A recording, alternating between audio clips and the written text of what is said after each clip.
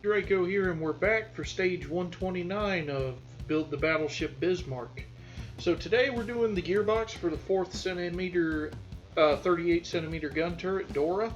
So just like we did with Anton, we're going to bring in the big cog. There's that arrow. You want the arrow pointing to stern when you drop it in. And then now that that's in, we're going to drop Dora in.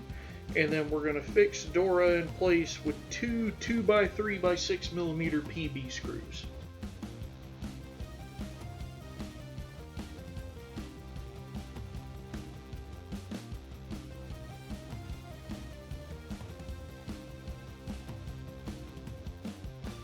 So next we're going to build the gearbox. We've done this before with Anton, but that was a long time ago, so we'll kind of rush through it. So first we're going to take the gear housing, and that's going to fit in that large hole in the gearbox half. Once that's done, we're going to bring in this large cog, and then we're going to drop hub 129-05 in the middle, and then that'll all be held together with a 2x6mm PB screw.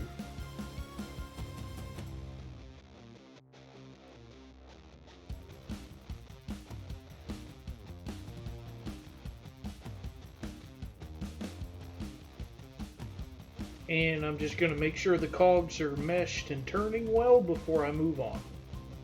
Okay, so next we're going to bring in gear arm 129-04. That'll attach to the peg on the large cog, and there's a cutout that the shaft of it will be able to slide up and down through.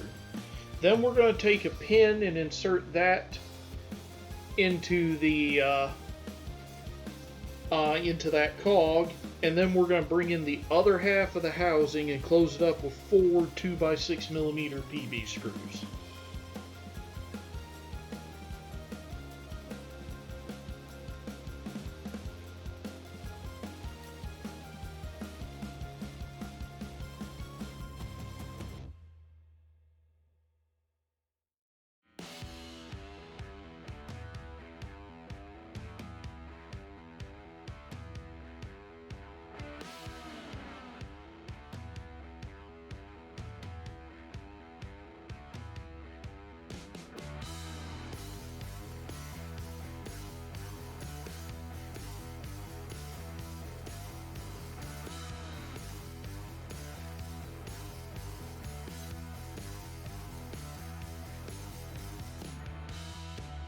Okay, so next we're going to bring in Dora, and we're going to attach the gearbox to Dora, and then we're supposed to fit a pin through that hole on the what you call it, the gear arm.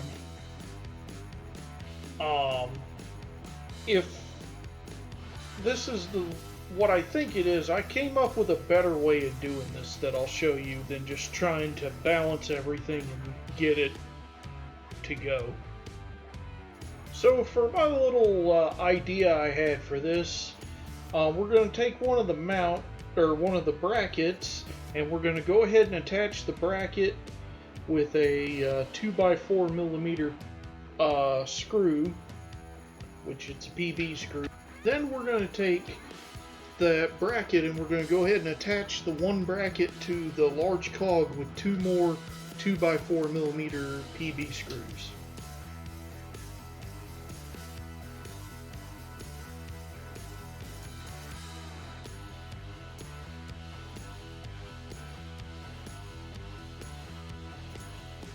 And now, with the bracket on, we now can adjust the ship, move it around, and that makes putting that pin in so much easier. In fact, you can see I'm using my hands for it. So much easier. I wish I would have thought of this way back when I was doing Anton, but anyhow, make sure you put the pin all the way in so the curled end bites into the plastic so it isn't going anywhere. And you can just see I'm using my duck nose pliers to make sure it's all the way in. And then once that's done, we're going to bring in that other bracket, attach it to the housing with a 2x4mm PB screw, and then attach the bracket to the cog with 2 more 2x4mm PB screws.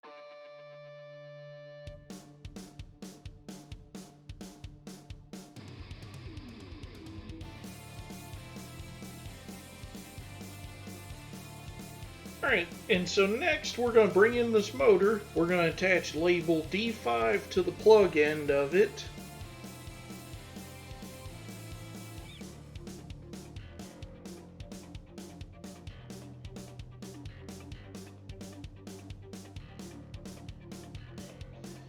And then that's going to attach to the gearbox housing with 2 1x7x6mm PB screws.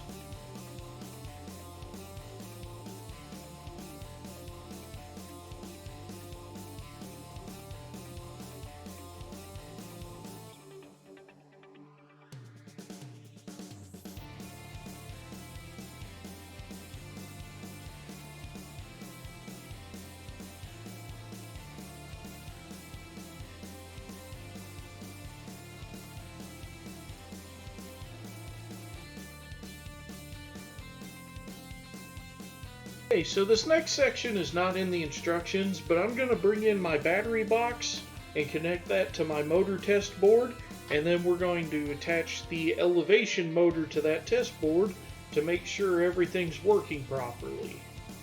Like I said, not in the instructions, but it's just a good idea to be checking everything as you go. So we're going to turn that on, and I'm just a camera, and you can see it's elevating. So we're good to go, and I think that's everything we're going to do in this stage. Thanks for watching, and I'll see you for stage 130 of Motor and Railings.